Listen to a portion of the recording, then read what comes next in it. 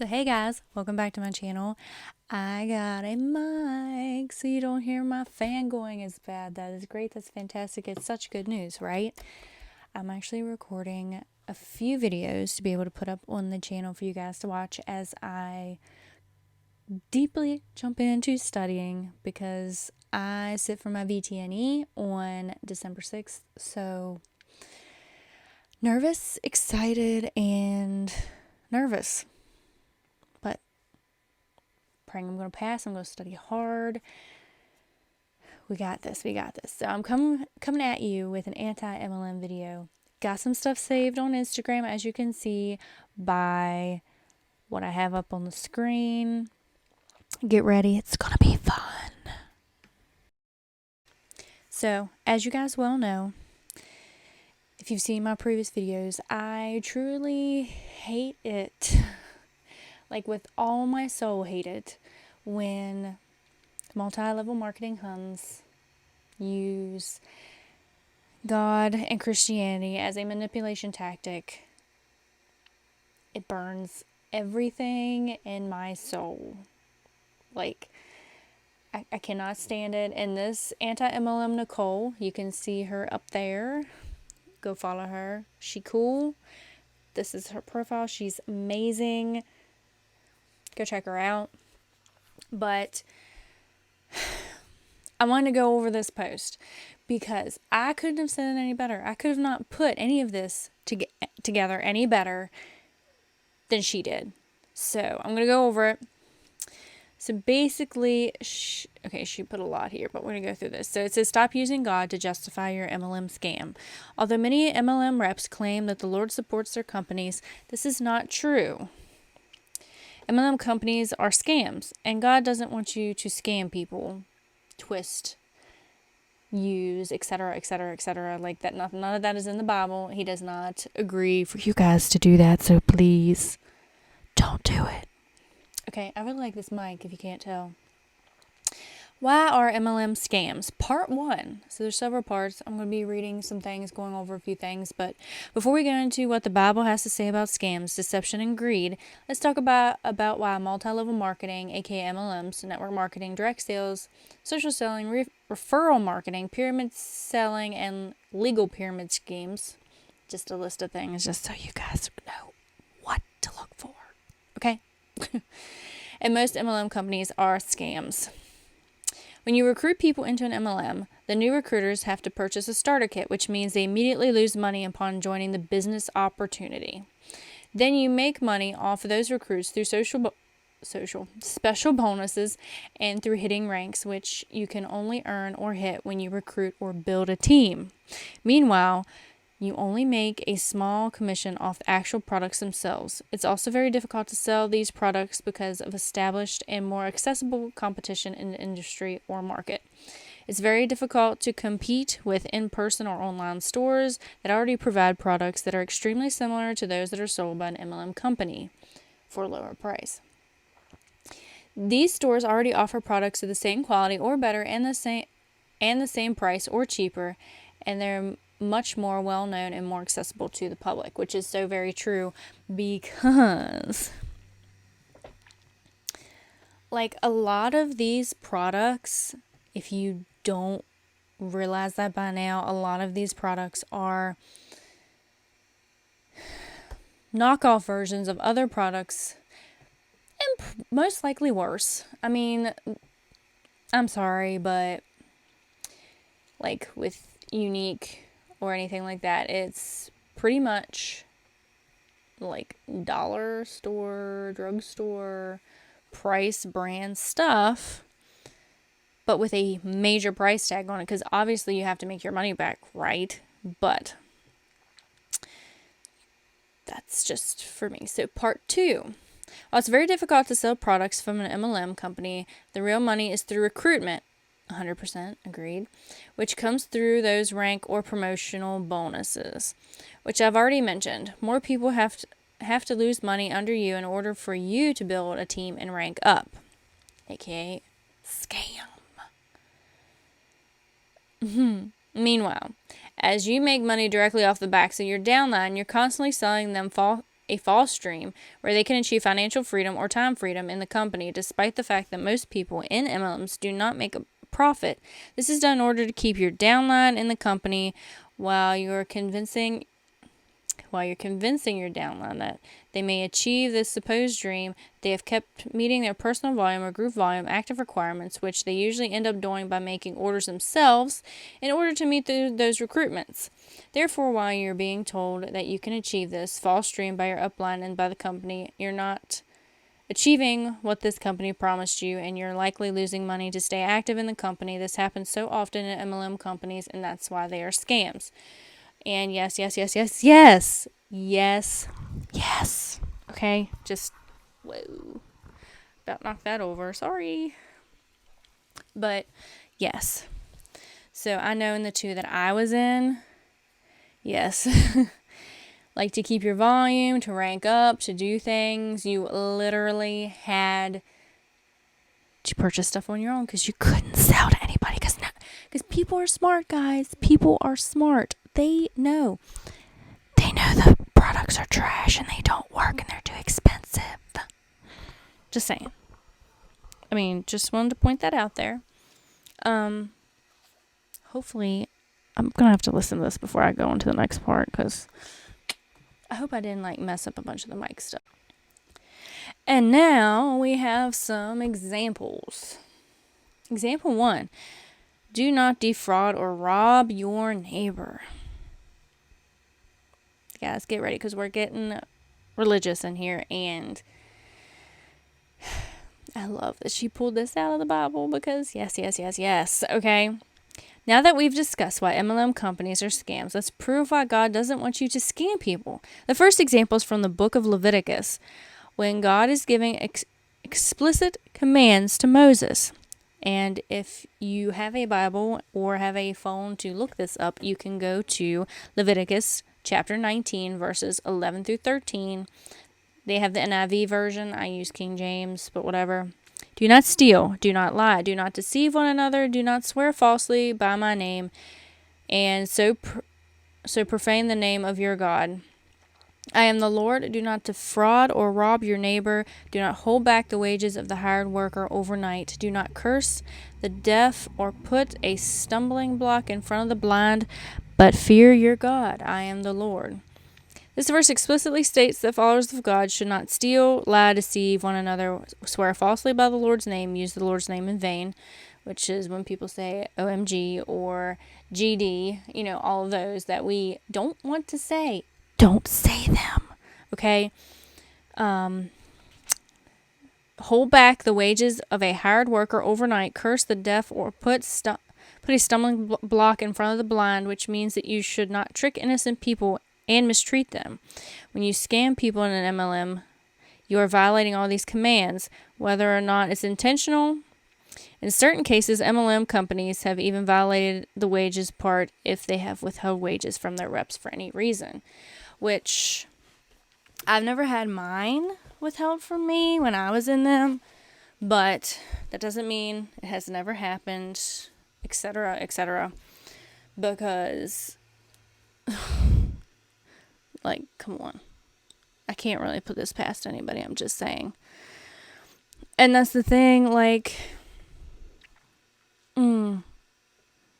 it's just so annoying because they preach and they state and they push and they prod that, oh, God gave me this, and no, God doesn't give you scams or evilness or deceit or anything like that. He doesn't do that, and it just bothers me that, and I know that it's not something that every single MLM rep has came up with. It's something that has been trained into them, and it had to start somewhere. It was a seed planted somewhere to start this, which is gratefully annoying as well. I don't even think gratefully is a good word to describe that, but whatever. I'm probably going to have a headache by the time I'm done with this video, but example number 2, when Jesus flipped some tables, and yes, he got mad, he flipped some tables. The Bible is not boring. It's pretty exciting. So, yep. A clear example from the Bible against using God to promote your MLM company is the story of Jesus flipping the merchants' tables in front of the temple in Jerusalem. If you want to go read this, it's in Mark chapter 11, verses 15 through 17, and this is the NIV version. You can use whatever version you want, obviously. On reaching Jerusalem, Jesus entered the temple courts and began driving out those who were buying and selling there. He overturned the tables of the money changers and the benches of those selling doves, and would not allow anyone to carry merchandise through the temple courts as he taught them. He said, It is not written, my house will be called a house of prayer for all nations, but you have made it a den of robbers. So let's break down this example. So I'm gonna pause. I'm sure some of this is actually included in the breakdown, but I've seen examples where certain multi-level marketing companies and their huns take their stuff to church to sell. And through their women's groups, to their church in general, to their Sunday school teachers for their kids, etc., etc., etc., the potlucks, whatever, okay? But when I say whatever, I don't really mean whatever. I really mean, how messed up is that? Like, you're going to church to learn about God, to listen to God's word, to let him touch your soul, to speak to you, to preach to you, to renew your body for the week ahead, and you go and sell your trashy oils, your crappy makeup, your crappy shampoo that makes hair fall out, your skinny wraps, your beach body, all of that. Like, you're going to church just to sell. You're not going to actually go to church for the reason that churches were made. Okay. Well, we're going to break down the example with what she said. At the temple, the poor were bringing their sacrifices, doves, to the temple in order to sacrifice them.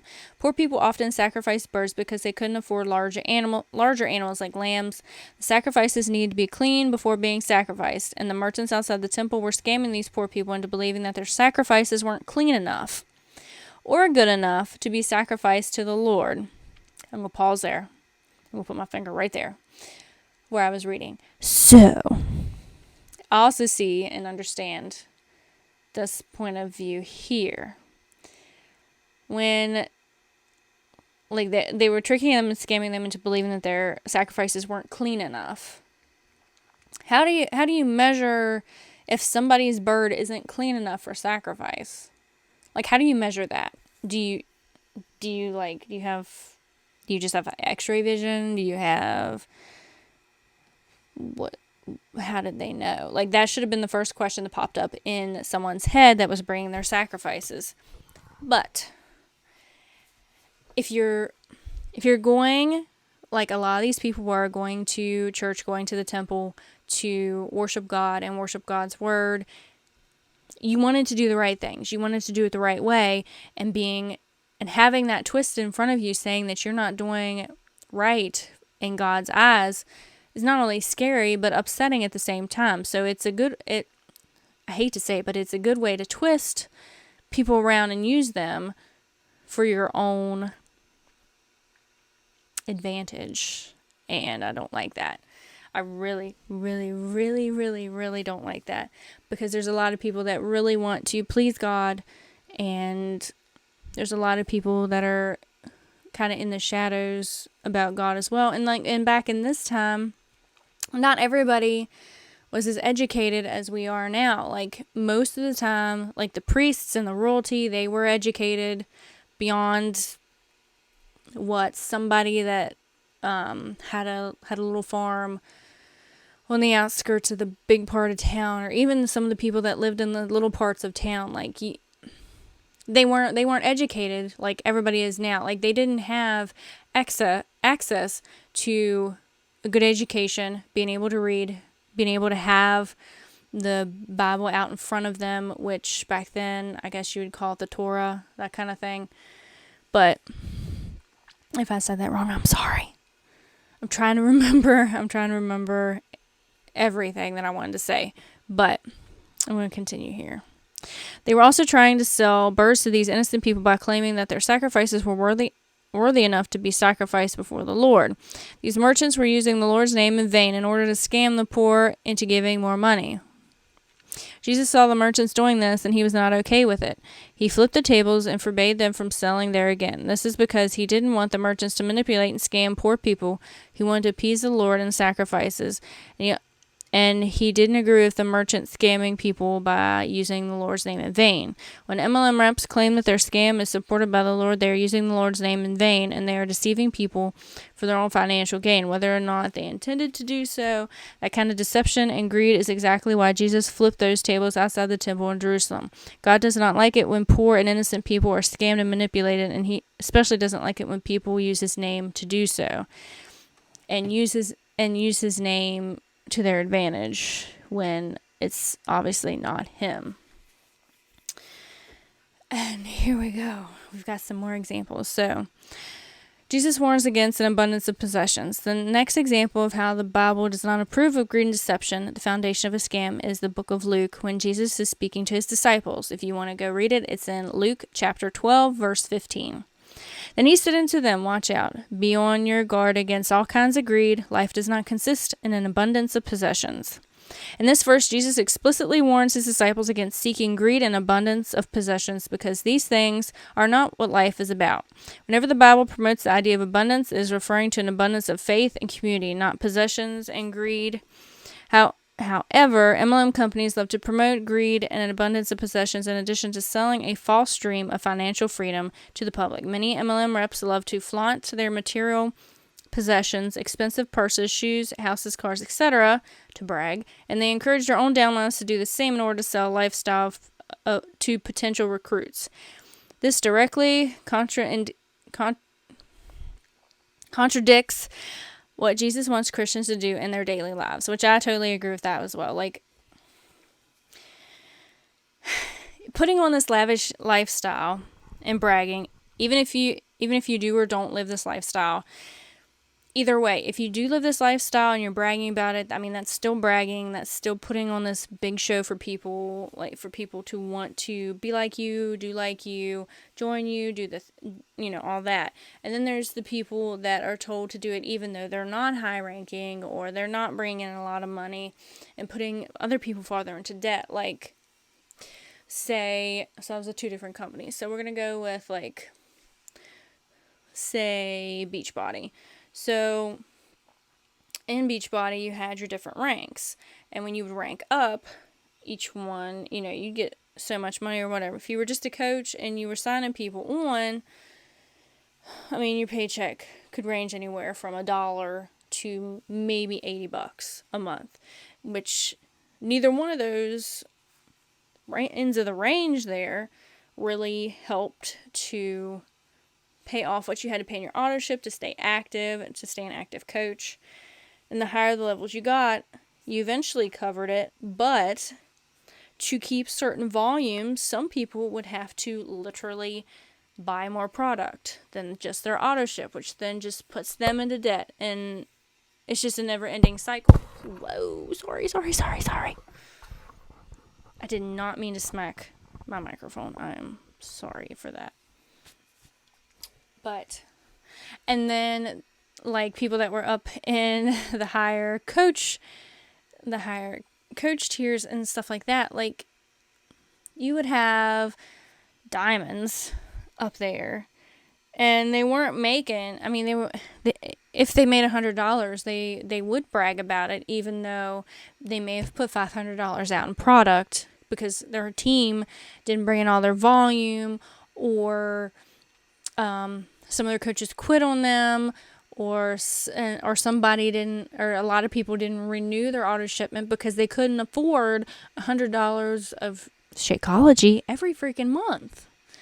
I mean, what do you do? What do you do in this kind of situation? I'm just saying. And then this also plants a seed of greed and of greediness, and just right out. I mean, it does. It plants the seed of greediness, which makes these people want more, need more. And the fact that they have to pay to get some of their ranks to go up, and they're paying more money out, they get greedy to get more money back in, because obviously who doesn't want to get their money back from something that they spent when it's supposed to be, for their business and blah, blah, blah. Just saying. So we're going to go to the next one. Example 4, those who don't follow God succumb to greed and deceit. The next example is from the book of Romans, when the Apostle Paul is talking about what happened to the people who chose not to retain the knowledge of God. I'm sorry, sometimes I read faster than I should. If you want to read this, it's in Romans chapter 1, verses 29 through 31. They have become fulfilled with every kind of wickedness, evil, greed, and depravity. Shut up. They are full of envy, murder, strife, deceit, and malice. There are gossips, slanderers, God-haters, insolent, arrogant, and boastful. They invent ways of doing evil. They disobey their parents. They have no understanding, no fidelity, no love, no mercy. In this verse, the Apostle Paul states that for those who chose to defy God, God allowed them to become filled with wickedness, greed, and deceit. It explicitly states that greed and deceit, which are the foundations of a scam, are wicked acts and not supported by God. In addition, God allowed these people who chose to defy Him to have no love and mercy. When you're scamming people in MLM by recruiting them and keeping them in your downline, you're not loving them or supporting them. You're using them for your own financial greed. Amen. Also, regarding the lack of mercy, this frequently happens in MLM companies where uplines will push their downlines to work no matter what the downlines have going on. I've seen a lot of people through deaths, through child loss, through financial loss. All kinds of crap I've seen. Some uplines are completely inconsiderate of their teams or what their teams downlines have going on, and they show them no mercy. They'll often do this because it's only through their team's hard work that they're able to maintain their ranks and to rank up in the company. All right, there's one more example. So example 5 is Apostle Paul warns against evil desires and greed. For another example is from the book of Colossians, when Apostle Paul is giving instructions to Christians. So if you want to read this, it's Colossians chapter 3, verses 5 through 10. It says, "Put to death, therefore, whatever belongs to your earthly nature, sexual immorality, impurity, lust, evil desires, and greed, which is idolatry." Idolatry, not adultery. Just there's a difference in case anybody didn't know. Adultery is when you cheat on your husband or your wife, mom married to them, that kind of thing. Idolatry is a type of sin where you are worshiping an idol, and not really hey, I'm worshiping the microphone or that kind of thing. It's basically having something higher than God. So if you have problems with sex, or if you have or food, or just anything over God is considered idolatry. Because of these, the wrath of God is coming. You used to walk in these ways in the life you once lived, but now you must also rid yourselves of all such things, all these anger, rage, malice, slander, and filthy language from your lips. Do not lie to each other, since you have taken off to your old self with its practices and have put on the new self, which is being renewed in knowledge in the image of its creator. This verse explicitly states that Christians who trust God should put to death their evil desires and their greed, because when Christians choose to focus their attention on greed and other desires, they are practicing idolatry. The idols in this case are money and other physical belongings, which I basically said before I got down there. And she gives the examples here, like money for expensive cars, trips, clothes, purses, shoes, homes, pools, etc. This example from the Bible shows that Christians should not engage in greedy lifestyles, which MLM companies often promote. Also, the false lifestyles and dreams that MLM companies often sell to people are lies, which this passage also warns against. So, I agree 100% with this part right here, okay? Please stop saying that God supports your MLM scam. When you make that claim, then you're using the Lord's name in vain. Remember, God doesn't want you to scam people. Amen to that. And as I've said before, you guys know that I hate it so much that you can easily draw in religious people who believe in God and feel like God leads them to things by specifically telling them this about an MLM. I mean, I do hate that. But that's it for this video. I'm going to do another one of these because it's one of my favorite things to do. But like, comment, subscribe. Get ready for another video. Get excited.